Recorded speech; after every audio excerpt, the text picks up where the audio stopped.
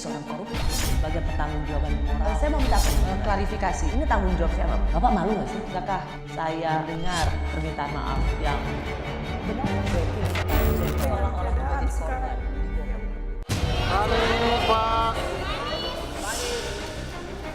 Ketika ditanya apakah saya sudah membicarakan apa tanggapan beliau misalnya pencalonan Bung Anies, beliau ucapkan ya baik, bagus.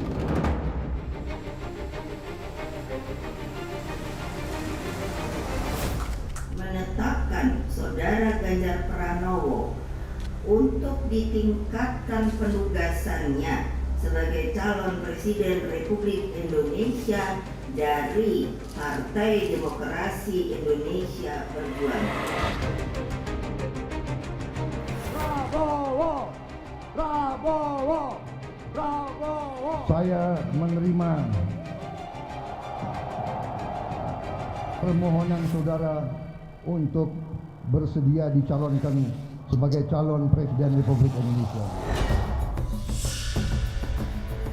Anies Baswedan, Ganjar Pranowo, dan Prabowo Subianto adalah 3 nama bakal capres yang semakin gencar berpromosi jelang 4 bulan masa pendaftaran peserta Pilpres 2024. Namun, baik Anies Baswedan, Ganjar Pranowo, hingga Prabowo Subianto hingga kini belum menentukan pilihan pendamping di Pilpres 2024. Bahkan, koalisi partai politik pengusung bakal capres justru rentan isu bubar jalan. Adalah Partai Nasdem, partai yang pertama kali mendeklarasikan bakal capres. Namun hingga kini masih bergeming, belum menentukan pilihan cawapres Anies Baswedan.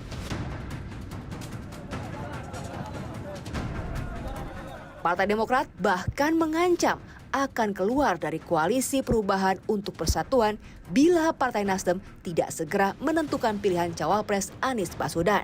Ya, kita melihat bahwa ini perlu untuk dideklarasikan secepatnya karena kita tidak begitu banyak memiliki waktu untuk bertemu dengan rakyat. Jadi akan lebih bagus kalau lebih cepat. Wajar lah, namanya partai besar juga pengen kader sendiri yang muncul sebagai cawapres Anies. Iya, mereka maksa pokoknya untuk AHY mendampingi Anies. Pilpres 2024 memiliki wajah baru karena tidak ada lagi peserta petahana, sebab Jokowi sudah 2 periode memimpin negeri ini. Koalisi partai pun mulai lirik kanan kiri, berdalih silaturahmi. Seperti PAN yang menemui Prabowo dan Megawati mencoba menawarkan solusi nama bakal cawapres untuk dipasangkan dengan Prabowo atau Ganjar Pranowo. Ada juga olahraga pagi Agus Harimurti dan Puan Maharani yang berujung pada cuitan mimpi Susilo Bambang Yudhoyono berharap satu gerbong kereta dengan Megawati dan Jokowi. Pesannya dari Ibu Mega ya ketemu hari ini senyum. Nggak boleh kemudian ketemunya berdua nih kayak wah tegang enggak kan tadi saya masih boleh bilang nggak diri saya muda, masih boleh ya, boleh. Anak-anak muda yang akan membawa insya Allah bisa membantu membangun bangsa ini ke depan untuk bisa punya masa depan yang lebih baik daripada sebelumnya. Tapi hadirnya kami berdua mudah-mudahan juga menjadi oase bahwa politik itu seringkali menempatkan seseorang atau partai dalam posisi dan sikap yang berbeda. Tetapi persahabatan kami berdua, Mbak Puan Maharani, yang juga selama ini berhubungan baik dengan kami sekeluarga, mudah-mudahan juga menjadi bentuk yang baik bahwa segala sesuatunya bisa kita carikan solusinya. Pertemuan 2 generasi penerus ini dianggap angin segar yang memecah kebuntuan komunikasi politik generasi pendahulunya. Siapa tahu akan ada kejutan yang lahir dari pertemuan awal ini. Ya, bagus. Bagus. Kalau presiden-presiden, mantan presiden itu bekerja sama, bersama-sama membangun negara ini, ya itu mimpi kita semuanya. Sudah bersama saya seorang politisi senior yang sudah berkiprah di parlemen sejak tahun 1982. Menjadi kader Golkar sejak tahun 83 hingga 2014.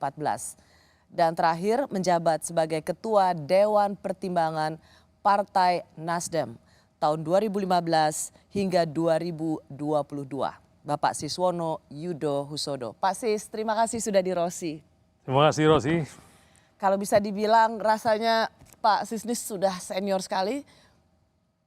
Ada di Kementerian Pak Harto dari tahun 88 sampai tahun 1998,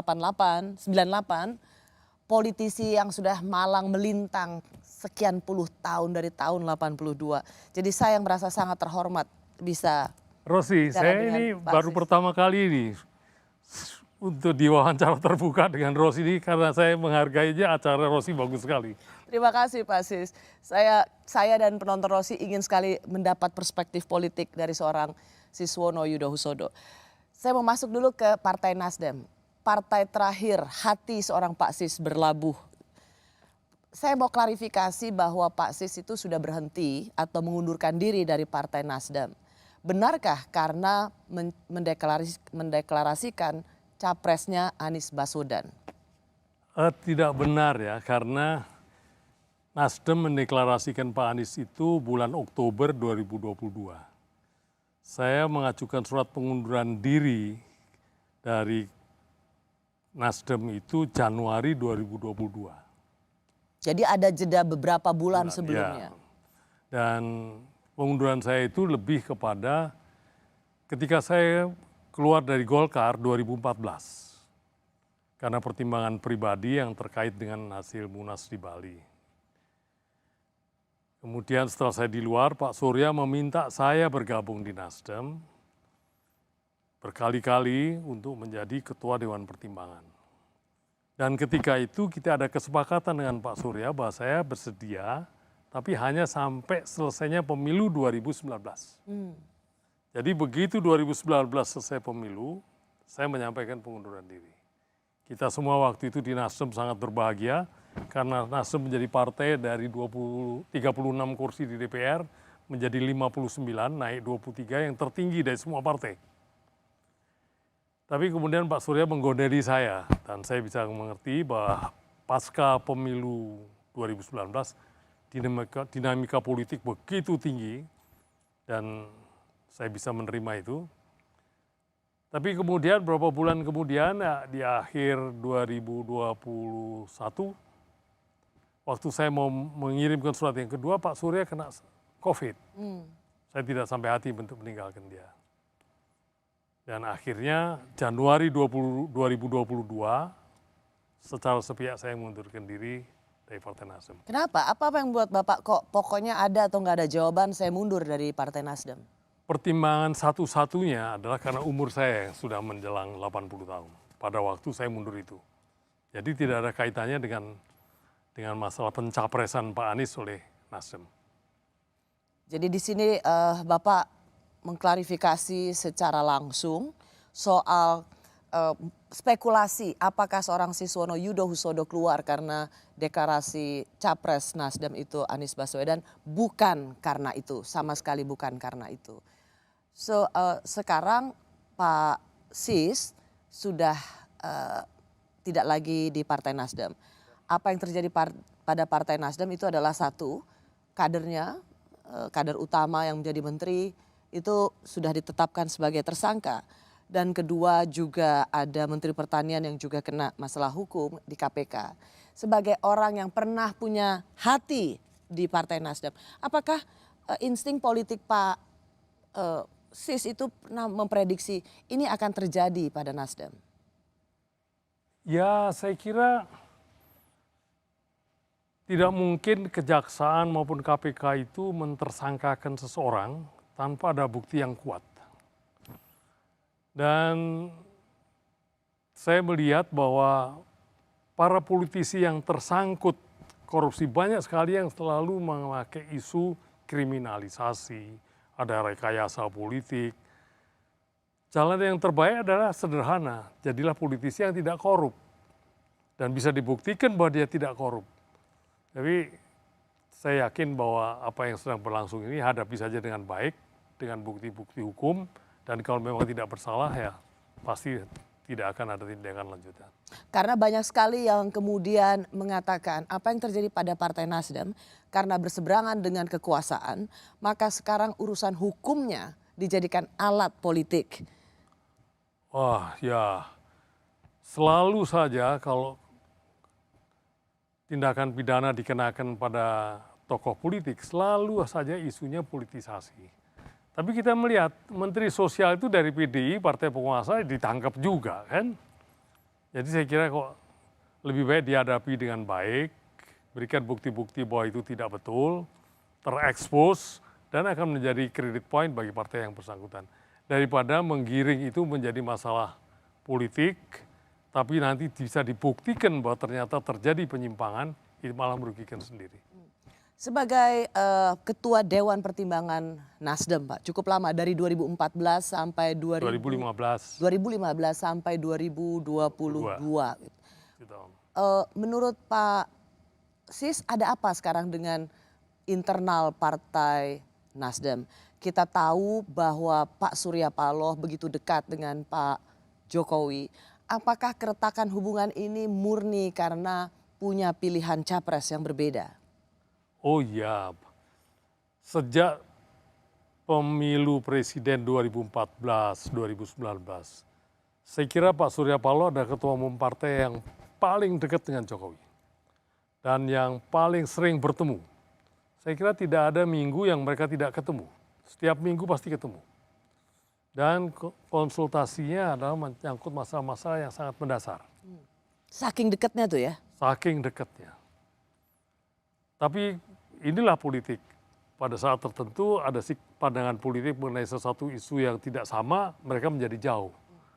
Tapi mungkin saja persahabatannya tetap itu bisa saja terjadi, hanya pandangan politiknya berbeda.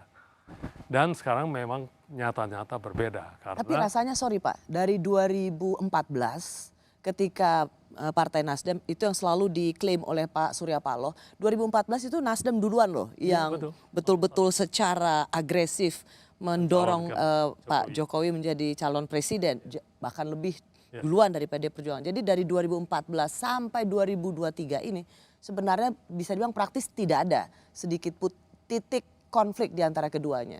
Jadi pencapresan ini satu-satunya dan yang paling parah. Iya, sebetulnya ada dua isu yang menurut hemat saya bisa menjadi hal yang membuat Pak Jokowi dan Pak Surya Paloh yang begitu dekat menjadi renggang. Isu pertama tentu karena Pak Surya ingin mencalonkan Pak Anies yang kita bisa membaca Pak Jokowi punya pilihan lain yang tidak sama. Tapi yang kedua juga karena Nasdem mendeklarasikan koalisi perubahan. Di mana Nasdem masih menjadi partai politik pendukung pemerintahan yang ada di dalam. Koalisinya dengan dua-duanya partai oposisi yang ada di luar. Jadi dua hal ini yang mungkin yang menjadi jarak. Sehingga pada pertemuan halal bihalal terakhir pun Pak Surya Paloh tidak ikut diundang karena akan membicarakan hal politik karena dianggap sudah mempunyai koalisi. Jadi dua hal ini mengenai koalisinya Nasdem dengan partai oposisi dan pencalonan Pak Anies itu saya kira yang membuat mereka berjarak secara politik. Dan kalau sekarang Pak Jokowi kita tahu pernah ada kalimat yang sangat menggemparkan, saya akan cawe-cawe meskipun itu disebut demi kepentingan rakyat Indonesia. Sehingga ketika berseberangan itu apakah Bapak juga merasakan cawe-cawe Presiden Jokowi itu juga termasuk merongrong Partai Nasdem yang berseberangan dengan kekuasaan? Saya lihat kok tidak sebegitu jauh ya. Merongrongnya itu kalau tadi dikaitkan apa atau mengganggu konsolidasi internal Partai Nasdem? Saya kok tidak melihat itu sebegitu jauh ya.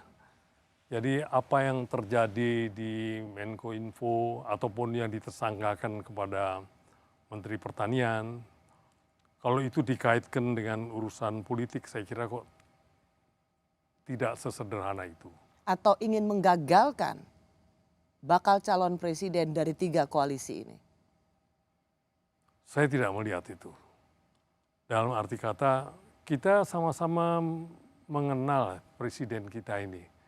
Tidak mungkin dia melakukan langkah-langkah yang begitu ceroboh untuk ikut mencelakakan orang lain untuk demi kepentingan politik. Saya kira bahaya sekali bagi seorang presiden. Dan kejaksaan maupun KPK tidak mungkin memeriksa seseorang tanpa ada bukti-bukti awal. Jadi misalnya ada semacam prediksi politik, alarm, wake up call dari kelompok-kelompok yang menginginkan bahwa Pak Anies Baswedan tetap maju sebagai calon presiden dan mengatakan bahwa apa yang dilakukan oleh Presiden Jokowi adalah misalnya mendukung Pak Ganjar, mencadangkan Pak Prabowo, atau misalnya mendukung Pak Prabowo, mencadangkan Pak Ganjar dan menggagalkan Anies Baswedan. Apakah Pak Sis tidak melihat bahwa peringatan politik ini penting untuk diwaspadai? Saya kira saya berprasangka baik ya. 3 calon presiden ini, apakah Pak Anies, Pak Prabowo, Pak Ganjar itu punya niat baik untuk memajukan Indonesia. Dan masing-masing pendukungnya pun punya niat baik untuk memajukan Indonesia. Apakah koalisi perubahannya Nasdem, PKS dengan Demokrat, apakah Gerindra dengan PKB, ataukah PDI dengan P3, semua punya niat yang baik. Bahwa dalam perjalanannya kemudian ada yang tersandung, kenapa mesti dikaitkan ke situ? Sebab gak mungkin lah kalau Pak Jokowi sampai memerintahkan aparat hukum untuk terjun mencelakakan lawan politiknya, terlalu berbahaya, terlalu amat berbahaya. Jadi cara yang paling baik adalah politisi yang itu jangan korup sajalah, itu paling aman. Dan kalau sudah ditersangkakan, buktikan aja bahwa tidak. Sebagai orang yang sangat mengenal Pak Surya Paloh, saat ini sudah hampir katanya final, akhir Juli setelah Pak Anies pulang dari ibadah haji, itu akan dideklarasikan calon wakil presidennya. Dan sampai saat ini sudah hampir final, calon wakil presidennya adalah Mas Agus Yudhoyono. Apakah menurut Pak Sis ini juga menjadi bagian dari pilihan Pak Surya Paloh? Saya tidak yakin juga ya. Tidak yakin apa? Tidak yakin. Sebab tidak yakin apa Pak Sis? Tidak yakin bahwa itu pilihannya Pak Surya Paloh. Tidak yakin tidak bahwa yakin. Pilihan cawapres. Tidak yakin itu belum tentu benar ya. Tidak yakin deh. Karena tadi Anda menyebutkan apakah itu pilihannya Pak Surya Paloh. Bahwa itu pilihannya Demokrat saya yakin. Apakah itu pilihannya PKS saya setengah yakin. Tidak yakin juga. Jadi kalau ditanya apakah itu juga Surya Paloh, saya kira saya bisa mengatakan tidak 100% saya yakin. Tapi bahwa itu pilihannya Demokrat, ya. Tapi apakah itu nanti menjadi kesepakatan bertiga PKS dan Nasdem, bisa saja terjadi. Jadi kalau orang nggak yakin, masa itu bisa bisa menjadi koalisi yang mulus, Pak Sis? Ya. Bagaimanapun juga suara Pak Surya Paloh adalah suara Nasdem. Kalau ketua umumnya tidak legowo atau tidak ridho dengan pilihan itu, meskipun sudah ada prolog bahwa menyerahkan sepenuhnya pada pilihan baca pres Pak Anies Baswedan. Dalam politik itu pilihan-pilihan itu bisa pilihan optimal, itu yang kita senangi, itu yang kita pilih, tapi bisa juga setengah optimal kan. Jadi belum tentu juga 3 koalisi menyepakati satu nama dengan 100%. Bisa saja yang satu 100%, yang satu 50%, yang satu 30%. Tapi itu pilihan yang lebih baik dari pilihan yang lain. Pak Sis tidak percaya bahwa akan ada gangguan eksternal untuk menggagalkan Pak Anies Baswedan untuk menjadi baca pres 3 koalisi ini. Bapak tidak percaya. Tapi kalau mendengar dari penjelasan Bapak, saya ingin tanya lebih jelas lagi. Kalau secara internal, apakah 3 partai ini akan solid sampai pendaftaran capres di KPU? Bagi 3-3-nya pasti. Karena undang-undang kita mengatur Kalau ada partai yang Tapi tidak menurut Bapak secara internal, apakah ini memang akan solid sampai pendaftaran capres? bisa. Bisa solid, bisa tidak. Itu bukan That is politics. That is politics. Artinya Bapak sendiri masih belum yakin tiga-tiga ini secara internal bisa solid? Karena belum persyaratan untuk menyalonkan itu kan bukan hanya presidennya. Presidennya mereka bertiga udah solid. Wapresnya belum. Ya kita tunggu aja. Waktunya masih Saya kok beberapa mendapat bulan. kesan bahwa Pak Sis merasa bahwa karena cawapresnya nanti sudah ditunjuk seseorang, saat ini disebut Mas AHY, itu bisa membuat Nasdem mundur. Wah, saya nggak berani mengatakan itu. Pertama, memang saya tidak di struktural partai itu, ya, tidak kewenangan, itu kewenangannya partai. Dan partai mempunyai mekanismenya sendiri untuk memutuskan. Tapi sebagai orang yang mengenal Pak Surya Paloh, orang yang sudah berkiprah dalam politik sejak tahun 82. Ya, kita tunggu saja. Karena dalam politik itu bahkan hal yang semula tidak mungkin pun jadi mungkin. Kita lihat saja 2019. Akhirnya Wakil Presiden Pak Ma'ruf Amin, itu seminggu sebelum itu pun tidak ada orang membicarakan. Ternyata pada menit terakhir menjadi Pak Ma'ruf Amin. Jadi bisa saja ada deklarasi calon wakil presiden dalam waktu dekat, tapi pada saat pendaftaran di KPU bisa berubah. Bisa Belajar sekali, dari apa bisa yang sekali. terjadi pada Karena Pak yang Amin. sah adalah yang didaftarkan. Oke. Selain persoalan deklarasi pencapresan Anies, ada sejumlah faktor lain yang memicu keretakan di internal Partai Nasdem. Nasdem menganggap apa masalahnya dengan pencalonan seseorang warga negara Indonesia yang seutuhnya mempunyai hak politik untuk dicalonkan dan mencalonkan dirinya untuk dicalonkan. Apa yang salah? Siapa yang bilang berseberangan? Kalau berseberangan, kenapa ada yang namanya Gerindra berada dalam posisi pemerintah, PAN dalam posisi pemerintahan? Kalau diambil daripada starting awal koalisi pemerintahan itu, yang ada hanya siapa di sana? PDIP, Nasdem, itu pengusung-pengusung. Apa arti revolusi mental yang dikatakan oleh Presiden Jokowi? Ya kita membangun perubahan yang berarti dengan cara dan sistem berpikir kita. Saya masih bersama politisi senior era Presiden Soeharto hingga Presiden Joko Widodo. Pernah menjabat Menteri Negara Perumahan Rakyat Kabinet Pembangunan 5 tahun 88 sampai 93 dan Menteri Transmigrasi Kabinet Pembangunan 6 tahun 93-98 itu di bawah pemerintahan Presiden Soeharto. Dan terakhir ia menjabat sebagai Ketua Dewan Pertimbangan Partai Nasdem. Bapak Siswono Yudo Husodo. Pak Sis, tadi kalau kita lihat setelah Pak sudah dibilang mulai retak, tapi Pak Surya Paloh sih dibilang siapa yang bilang retak. Banyak sekali kalimat dari Pak SP yang menyatakan bahwa apa salah saya, apa salah Nasdem. Dan merasa bahwa nggak fair kalau Partai Nasdem diperlakukan seperti ini hanya karena mencalonkan capres yang berbeda dengan Presiden Jokowi.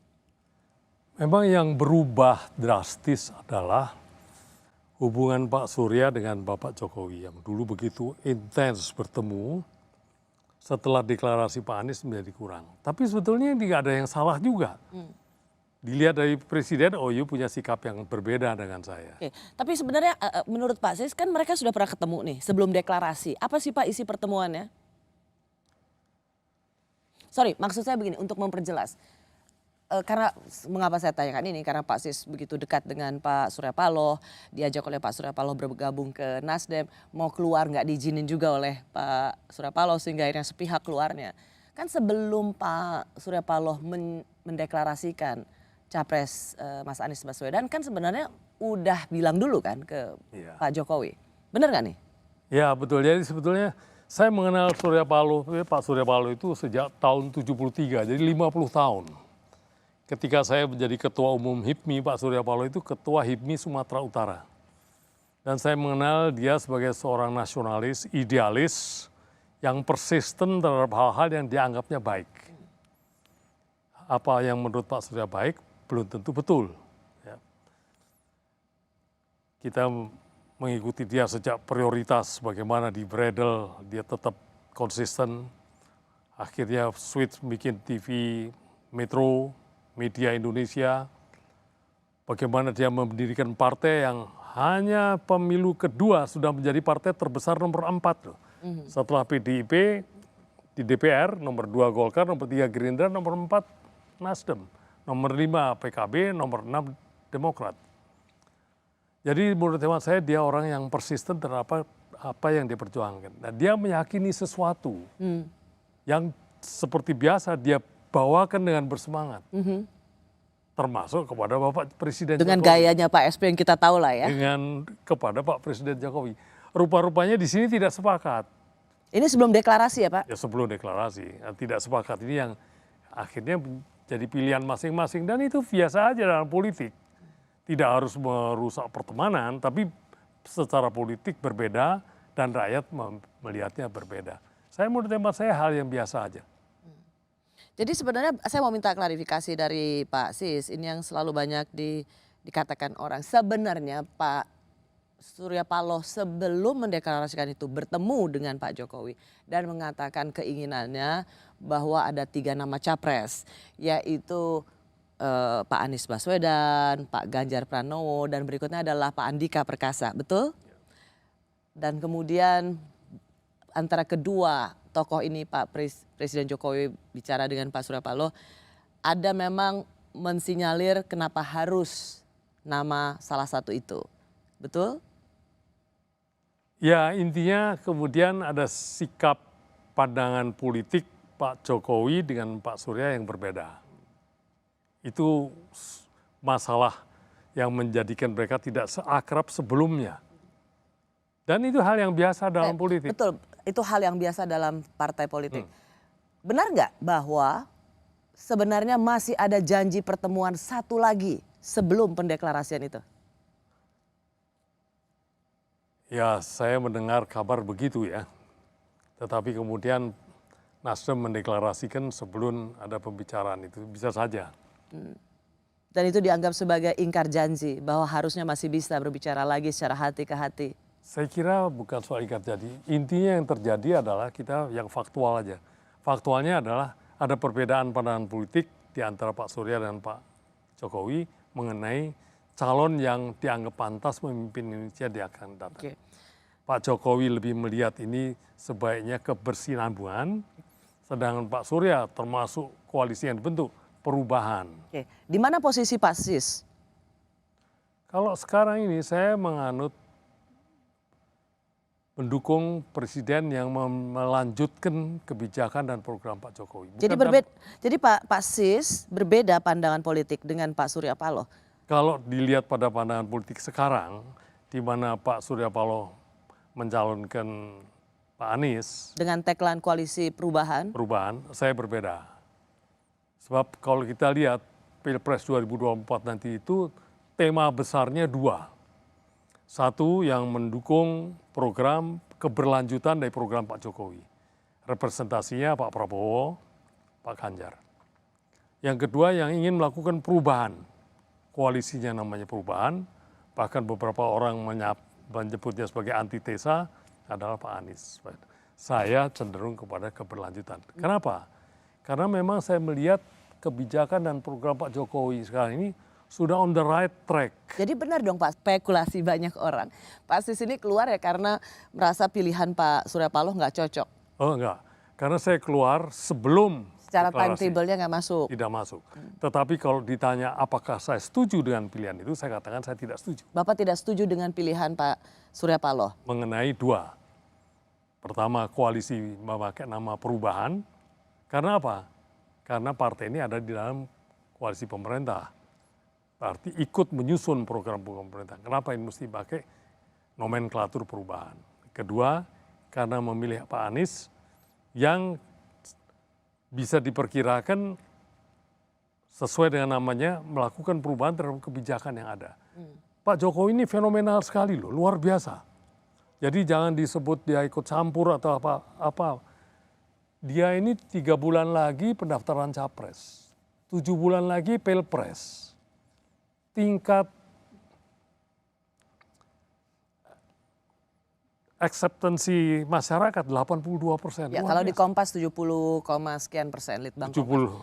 Pak Sis, begini, tapi ada ketika wawancara dengan Kompas TV di program Niluh, Pak Surya Paloh mengatakan bahwa loh kenapa apa salah Nasdem memilih calon presiden berdasarkan hak politik partai. Loh kenapa kemudian langsung disingkirkan? Loh yang berbeda partai berbeda pandangan waktu pemilu seperti Gerindra, PAN aja dirangkul, kenapa yang sudah ada di dalam sejak awal kok malah disingkirkan? Menurut saya ini adalah protes kritis yang melihat yang dulunya lawan kok disayang-sayang, yang teman lama kok malah kemudian dengan mudah disingkirkan. Iya, tidak ada yang salah ya menurut saya. Jadi tidak ada yang salah bahwa Nasdem menyalonkan Pak Anies itu tidak salah. Itu proses internal partai menuju ke sana, itu tidak ada yang salah.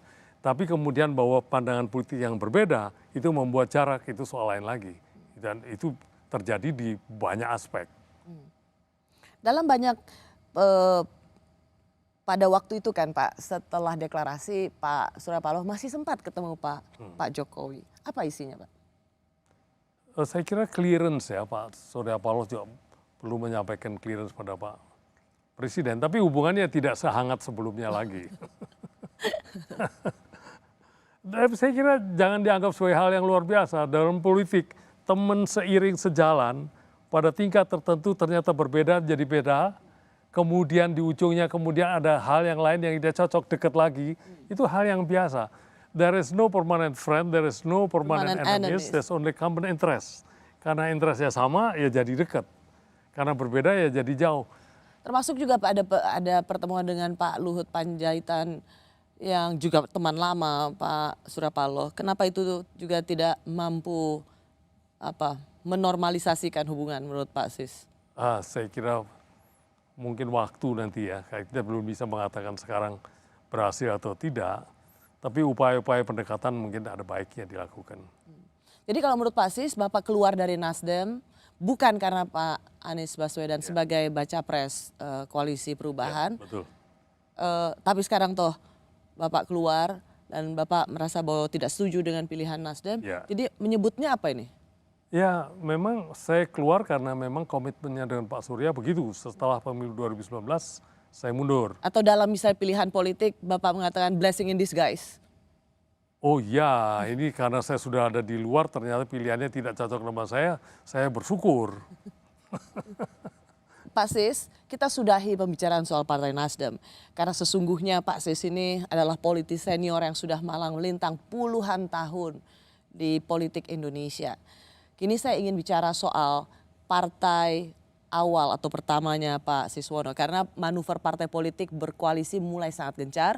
Dari 3 partai atas, Golkar seperti kehilangan arah. Sebagai tokoh Golkar sejak tahun 83, bagaimana seorang Siswono melihat ada apa dengan Golkar? Sekarang KIB salah satu anggotanya yaitu kami, P3 sudah menetapkan capresnya. Tapi tentu kita juga masih menunggu sikap Partai Amanat Nasional dan Golkar. Kalau kemudian kedua partai tersebut akhirnya mengikuti sikap P3, yaitu memiliki capres yang sama dengan mengusung Mas Ganjar pada akhirnya, maka KIB menjadi plus, yaitu PDI Perjuangan. Dan kita tunggu sikapnya. Dan kami optimis bahwa sikap partai-partai anggota KIB pada akhirnya insya Allah akan bisa sama dengan P3. Belum ada yang diteken. Terkait KIB, tentu KIB akan memutuskan pada waktunya. Dan komunikasi dilakukan dengan semua partai dan cair. Saya masih bersama politisi senior yang menjadi menteri di era Soeharto sejak tahun 88 hingga 98 dan kader Partai Golkar sejak tahun 83 hingga 2014, Pak Siswono Yudhosodo. Pak Sis, dulu Partai Golkar, PAN, lalu satu lagi P3 itu paling duluan mendeklarasikan koalisi. Di antara 3 partai ini, Golkar itu 3 teratas. Tapi justru sekarang partai teratas itu, 3 partai atas itu ditinggal oleh papan menengah. Apa yang terjadi pada rumah lama Bapak? Ya saya kira proses politik memang banyak orang menganggap harus cepat-cepat ya. Tapi terus terang Golkar itu berisi orang-orang pinter banyak sekali. Tapi kalau kita bicara soal KIB, ini koalisi apa menurut Bapak? Setelah kemudian PAN sudah juga bertemu dengan PDIP, bertemu juga dengan Gerindra menawarkan cawapres Erick Thohir, kan sebenarnya Golkar ini seperti kehilangan arah kata orang. Iya, saya Jadi kira. KIB ini apa menurut Bapak? Saya kira itu suatu koalisi yang dibentuk dengan kesadaran yang baik dari ketiga-tiganya dan melalui proses politik yang matang. Tapi masih punya tenaga atau jadi koalisi produk gagal? Saya nggak berani mengatakan itu gagal karena belum selesai. Ini kan masih berproses. Bisa saja ternyata terjadi tiga-tiganya setuju dengan pilihan yang sudah dilakukan. Kan udah selesai urusannya. Apalagi kalau kemudian tiga-tiganya sepakat sama-sama mendukung capres karena P3 udah Ganjar berarti ke Ganjar dengan wakil yang disepakati oleh P3 selesai juga. Jadi menyatakan KIB sebagai sesuatu yang gagal juga terlalu pagi. Jadi saya lihat ya mereka sedang berproses. Sebagai partai besar, Bapak lihat bahwa partai ini Golkar tidak cukup lincah memainkan perannya atau rasanya kalau bilang sedang berproses. Ya. Golkar ini sudah ada sejak zaman Orde Baru. Ya. Masa prosesnya kalah sama partai yang baru lahir di era reformasi? Ya. Memang sebelumnya Munas Golkar menyebutkan di samping memilih Pak Erlangga sebagai ketua umum juga Pak Erlangga sebagai calon presiden. Sehingga proses itu mengikat dirinya setelah Rapimnas kemarin. Jadi harus menjadi capres gitu. Itu jadi mengikat dirinya. Kemudian setelah Rapimnas kemarin baru dilonggarkan. Dan mungkin sejak hari itu baru kita bisa menghitung Golkar melakukan langkah-langkah yang lebih fleksibel. Dilonggarkan bahwa sebagai tidak harus menjadi capres. Sebagai ketua umum Partai Golkar yang tadinya diamanatkan sebagai calon presiden, tetapi dilonggarkan di Rapim yang lebih rendah dari forum Munas bahwa ikut menentukan capres. Ya, itu kan dia jadi lebih fleksibel dalam mengatur manuver ke depannya ini. Kalau sebelumnya dia harus capres, mencari partai-partai pendukung yang sama untuk mencapai presiden threshold juga belum bisa. Jadi sekarang dia barangkali lebih fleksibel. Jadi apa sebenarnya posisi peran strategis Partai Golkar yang masih bisa kita lihat? Ya, kita banyak sekali ya. Kalau bisa ada, saya lihat Golkar juga menjajaki ke PKB, bukan mustahil juga dia sama-sama mendukung pilihan PDI, masih dinamis sekali. Dan Partai Golkar ini adalah partai dengan doktrin karya kekaryaan. Ini supaya dimengerti. Partai Golkar itu orangnya pintar-pintar dan paling berpengalaman di pemerintahan. Betul. Jadi jangan dibayangkan Golkar itu akan menjadi partai oposisi. Jangan dibayangkan Partai Golkar itu efektif sebagai partai oposisi. Pengalamannya pengalaman pemerintahan. Seperti kata Pak JK pernah bilang, Partai Golkar itu tidak pernah dilahirkan sebagai partai oposisi. Ya. Ia adalah partai yang harus melekat pada kekuasaan. Ya, oleh karena itu kita lihatlah perkembangan ini dinamis sekali. Saya melihat Golkar tetap mempunyai peranan yang besar seperti sekarang ini. Golkar itu dulu mendukung lawannya Pak Jokowi loh, ya kan? Ya. Tapi karena kemudian, dulu 2019 maksudnya ya, kan, mendukung Pak Prabowo dan Sandi Uno. Ya, tapi kemudian Pak Jokowi menang, masuk di pemerintahan dan efektif. Menteri-menterinya juga bagus-bagus, Pak Erlangga bagus. Ya, kalau namanya juga partai yang sudah ada dari zaman Orde Baru, Pak Sis.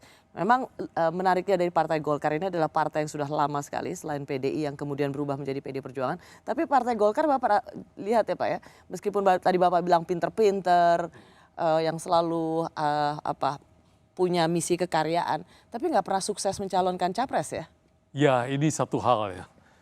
Sejak Pilpres langsung ini, yang pertama 2004, Pak Wiranto tidak berhasil. Yang kedua 2009, itu Golkar mengajukan Pak Yusuf Kalla sebagai wakil presiden. 2004 Pak Yusuf Kalla sebagai wakil presiden. No, 2004 mencalonkan Pak Wiranto dari konvensi Partai Golkar. Ya, tidak berhasil. 2009 karena Pak SBY dan Pak JK berpisah, maka 2009 Pak JK sebagai capres dari Golkar, tapi kalah. 2014 Pak waktu itu melawan Pak Prabowo melawan Pak Hatta Rajasa. Ya. Di situ Golkar hanya pendukung. Dan terakhir yang seperti tadi kita bilang. Ya, memang itu saya kira jadi bahan pemikiran Golkar untuk mengajukan kader-kadernya yang potensial untuk menjadi kandidat presiden di tahun-tahun yang akan datang. Kayaknya sampai 2024 ini belum dapat ini. Tapi saya berharap pada waktunya bisa. Bapak nggak melihat ketum Partai Golkar Pak Erlangga ini menjadi cawapres salah satu, misalnya cawapresnya Pak Prabowo misalnya? Oh, sangat potensial. Pak dengan suara sebagai partai kekuatan nomor 2 di DPR, Pak Erlangga itu potensial untuk baik ke Pak Prabowo maupun ke Pak Ganjar. Tinggal lagi kesepakatan partai-partai yang lain juga kan? Meskipun ada kendala secara elektabilitas. Iya, betul. Itu satu, memang elektabilitas Pak Erlangga baik sebagai presiden, capres maupun sebagai cawapres rendah. Pak Sis, kita akan bicara juga soal apa yang terjadi dalam politik terakhir ini. Di mana ada soal pertemuan Mbak Puan Maharani dan Mas AHY yang kemudian menjadi mimpi Pak SBY, satu gerbong dengan Ibu Megawati dan Presiden Jokowi. Apa arti mimpi itu untuk seorang Siswono?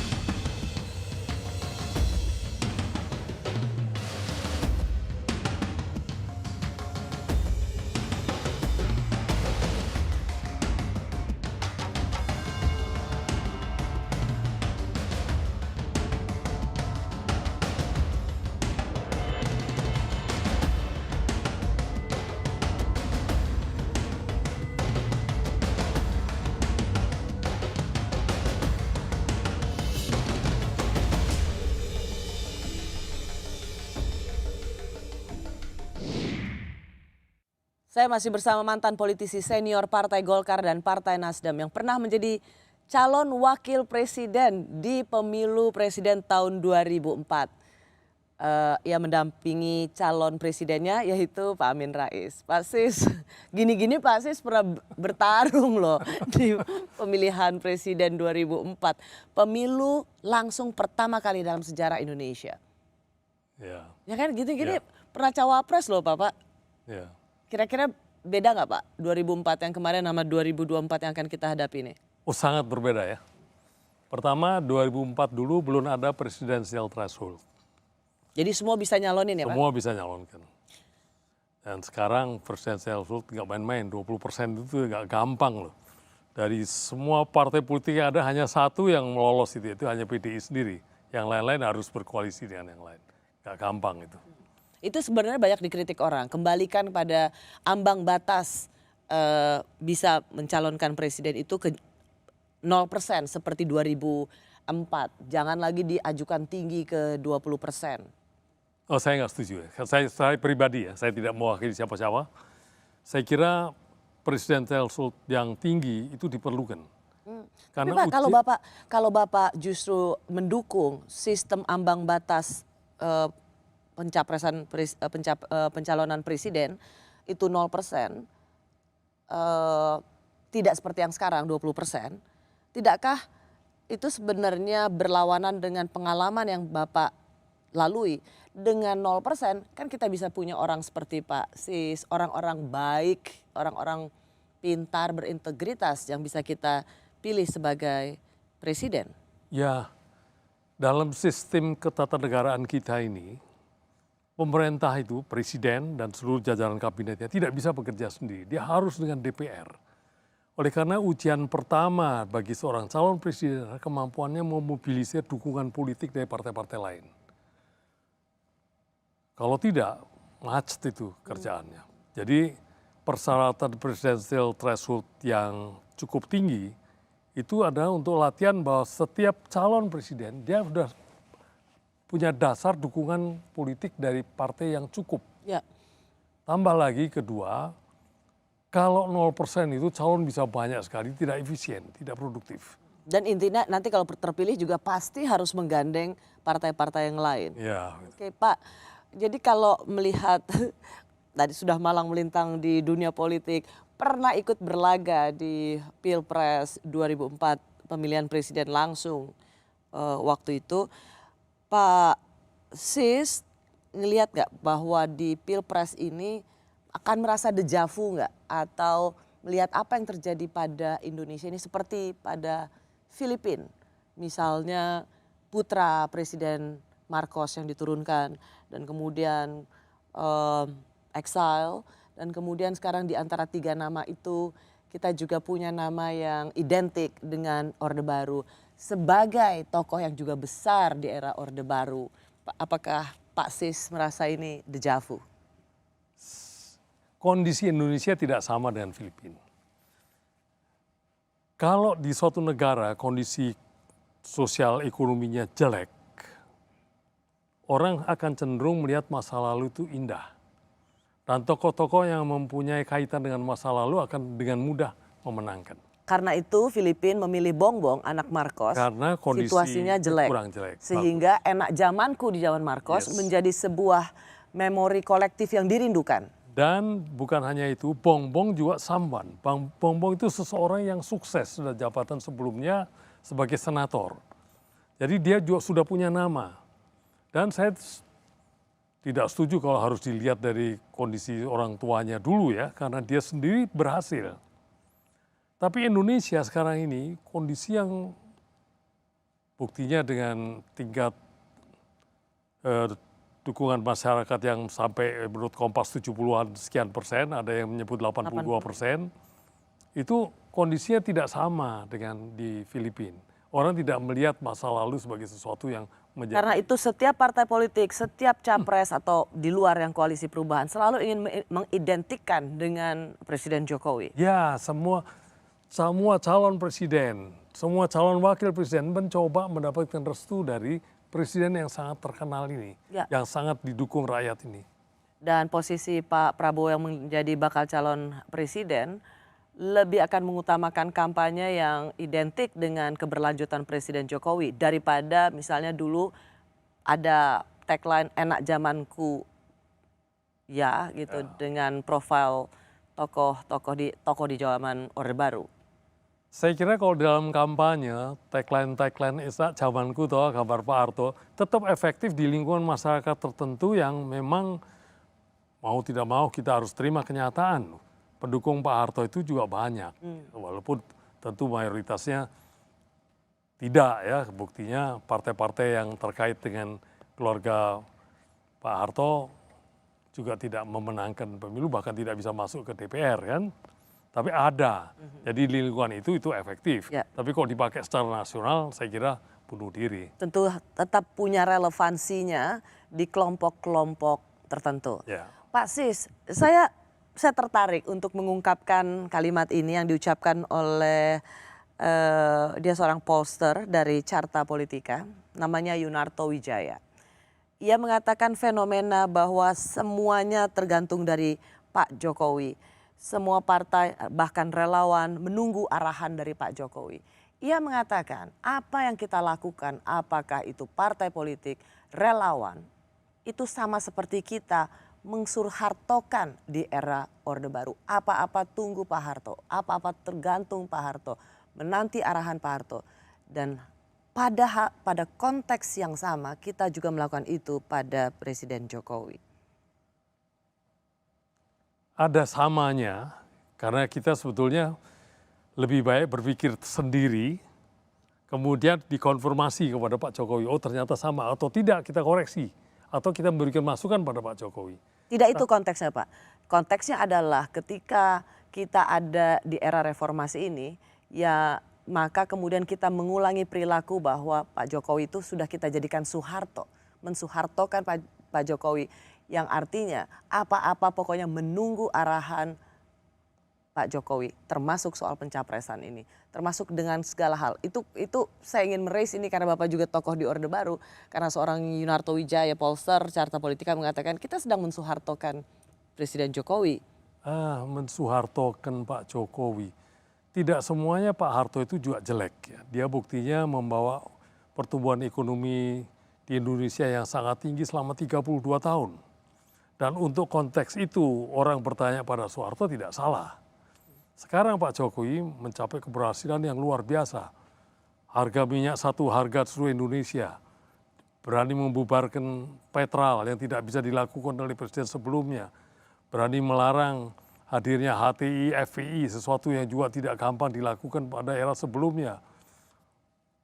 Mensyaratkan tambang-tambang harus smelter di sini. Menguasai blok Rokan, blok Mahakam yang tadi tidak bisa dilakukan oleh yang lain. Modernisasi alutsista TNI yang luar biasa sekarang ini dengan sekaligus memberdayakan industri dalam negeri. Sampai senjata serbu dari produksi Pindad itu tidak kalah dari produksi Eropa maupun Amerika. Jadi dalam kondisi begitu orang sedikit-sedikit nanya ke Pak Jokowi menurut saya wajar. Bukan karena mengkultuskan dia, buktinya dia tidak mau maju lagi. Itu kan, dan rakyat setuju juga bahwa cukup 2 kali. Saya kira berbeda konteksnya dengan masa lalu. Atau memang karena pada waktu itu ada persamaan yang identik, yaitu sama-sama berkuasa full. Ya, mungkin karena ini penguasa dan memang banyak sekali orang yang begitu. Pertama yang bersikap feodal, wah semuanya ke atas, tanya dulu lah. Kan begitu polanya. Tapi bisa juga karena kekaguman. Wah ini hebat nih, saya tanya dulu sama dia. Bisa juga itu. Jadi Bapak tidak melihat ada sesuatu yang harus dikoreksi ketika para kepala partai politik sampai bilang kepalanya aja dikasih untuk Pak Jokowi. Atau semua relawan seolah-olah tunduk pada apa yang menjadi arahan Pak Jokowi. Tidak ada yang harus dikoreksi dari perilaku politik seperti itu. Kalau itu dilakukan dengan kritis, artinya dengan pertimbangan yang rasional, saya kira itu wajar aja. Tapi kalau itu dilakukan dengan tanda konteks kultus individu, itu tidak benar. Dan saya kira dengan Pak Jokowi yang sangat egaliter ini, tidak ada itu, kultus itu tidak ada. Orang bertanya kepada dia karena melihat ya dia orang baik. Pak Sis, tahun ini maaf, usia berapa Pak Sis? 80, saya masuk 80 tahun ini. Wah, panjang umur dan selalu sehat. Amin, so amin. kalau dilihat dari pemilu, udah berapa kali pemilu Bapak? Oh saya hadir di pemilu 55 sebagai anak-anak ikut kampanye. Gak boleh. Waktu itu Bapak kampanye apa? 55? Bapak saya PNI, tapi depan saya rumahnya Kiai Irfan NU. Saya kampanye untuk NU sama PNI. Besarnya aktif sebagai GMNI. Mahasiswa. Kalau Pak SBY bisa bermimpi dan ternyata ini mimpi beneran. Melihat bersama Pak Jokowi, terutama Ibu Mega dalam satu gerbong yang sama. Ada yang ke Solo, ada yang ke Blitar, itu ada yang ke Pacitan, tapi jalannya dalam gerbong yang sama. Menurut Pak Sis, sesungguhnya apa arti mimpi bernuansa politiknya Pak SBY ini? Untuk bersama Bu Mega? Satu gerbong? Saya kira positif sekali. Positif sekali. Dari kesan bahwa Bu Mega dengan Pak Jokowi tidak bisa bertemu itu jadi hilang. Dan sama-sama mantan presiden, itu memang setelah selesai dua-duanya, kenapa tidak mesti harus dekat. Saya kira hal yang positif. Dan satu hal sebenarnya yang ingin kita saksikan adalah dalam setiap 17 Agustus, pelantikan presiden yang mana baru, wajah baru tahun 2024 ini hampir semua, bukan hampir, semua mantan presiden bisa ikut hadir. Karena memang sebentar lagi tahun depan, tahun 2025, Pak Jokowi kalau ikut perayaan 17 Agustus sudah sebagai mantan presiden. Kita berharap 17 Agustus 2025 atau 20 Oktober 2024 itu. Dan sudah di IKN mungkin ya. Semua mantan presiden bisa hadir, semua wakil presiden Indonesia sudah bisa hadir.